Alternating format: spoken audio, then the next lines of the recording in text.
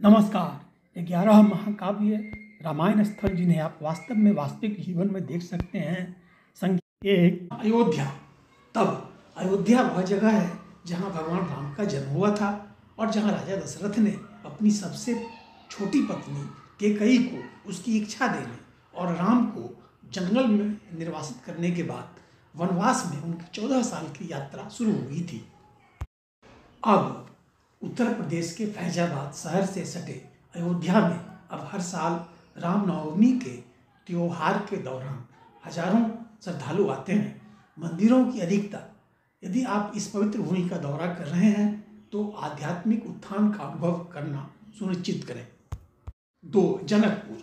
तब जनकपुर देवी सीता का जन्मस्थान होने के साथ साथ वह स्थल भी है जहाँ उनका विवाह भगवान राम से हुआ था।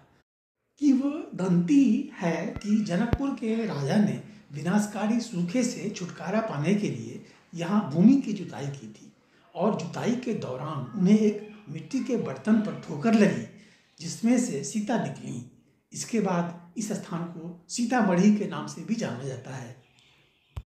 अब पूर्व में बिहार के मुजफ्फरपुर जिले का एक उपखंड सीतामढ़ी अब काठमांडू के दक्षिण पूर्व में भारतीय सीमा से 20 किलोमीटर दूर है।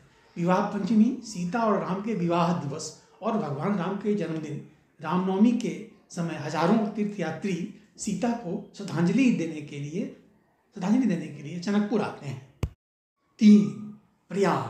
तब भगवान राम ने अपनी पत्नी सीता और भाई लक्ष्मण के साथ अपने राज्य से परे जाने के लिए यहाँ से गंगा नदी को पार किया था।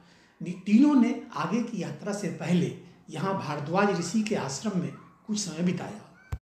अब जो तब प्रयाग के नाम से जाना जाता था, आज भी इसे प्रयागराज कहते हैं। इस शहर की पवित्रता पुराणों, रामायण और महाभारत में संदर्भों से प्रकट होती है। 4 चित्रकूट।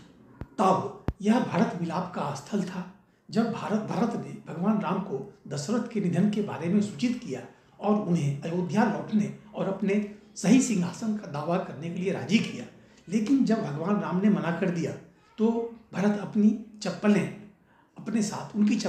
अपने साथ अयोध्या ले गए ताकि भगवान राम के राज्य में लौटने तक इसे सिंहासन पर रखा जा सके।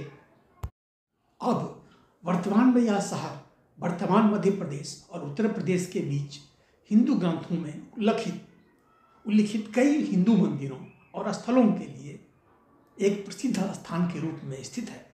5 दंडकारण्य। तब दंडकारण्य का रामायण में एक महत्वपूर्ण स्थान है क्योंकि यह वह जगह है जहाँ शूर्पणखा भगवान राम से मिली और उनके साथ प्यार में पड़ गई।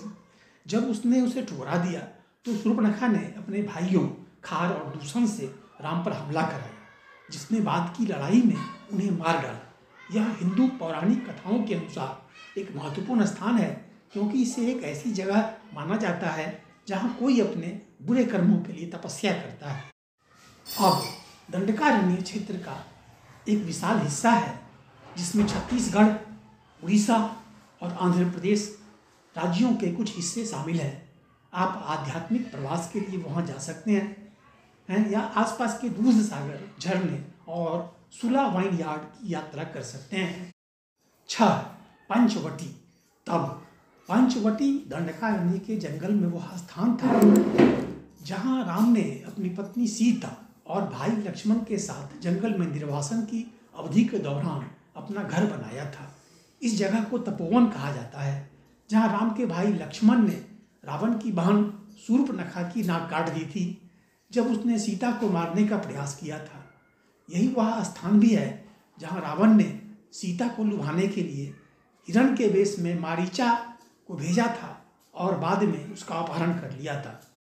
अब पंचवटी का आधुनिक नाम नासिक है। काला राम मंदिर की यात्रा करें जो पंचवटी के सबसे प्रसिद्ध मंदिरों में से एक है। अन्य स्थानों के अलावा आप सीता की गुफा और कपालेश्वर मंदिर की यात्रा कर सकते हैं। 7 किष्किंधा। तब किष्किंधा वानरों का राज्य था। भले ही किष्किंधा का उल्लेख महाकाव्य रामायण में महान विवरण के साथ किया गया था, इस राज्य के कुछ उल्लेख महाकाव्य महाभारत में भी पाए जाते हैं।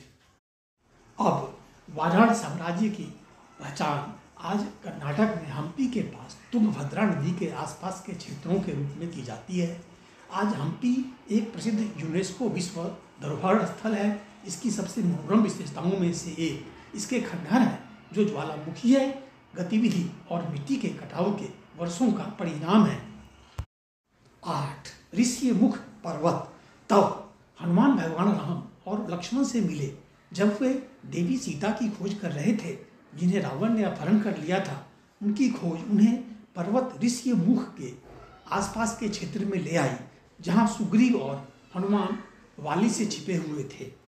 अब इस स्थान का महत्व है क्योंकि भगवान हनुमान का जन्म अंजनेय पहाड़ी पर हुआ था, जो ऋषिमुख पर्वत के पास है।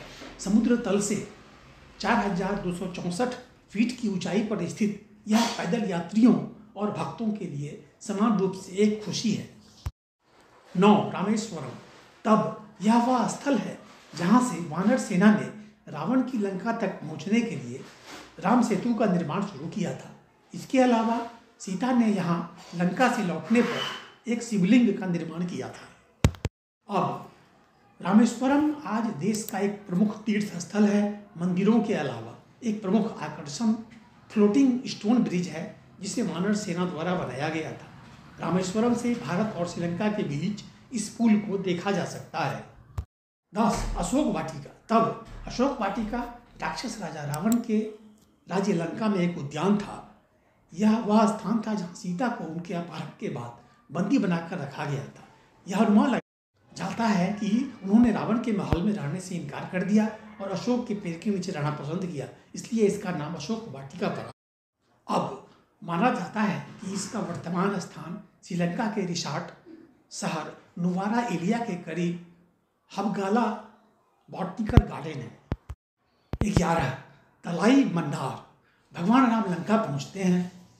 तब यह श्रीलंका में भगवान राम का पहला पड़ाव था, जहां से रावण की पराक्रमी सेना के साथ युद्ध शुरू हुआ था। एक लंबी लड़ाई के बाद भगवान राम ने रावण को मार डाला और फिर विभीषण को लंका के सिंहासन पर स्थापित किया। अब तलाई मन्नार। अब मन्नार द्वीप के उत्तर पश्चिमी तट पर स्थित श्रीलंका में एक बस्ती है। आप मन्नार से सड़क मार्ग द्वारा यहाँ पहुँच सकते हैं, जो द्वीप को देश के बाकी हिस्सों से एक काजवे के माध्यम से जोड़ता है। Thank you.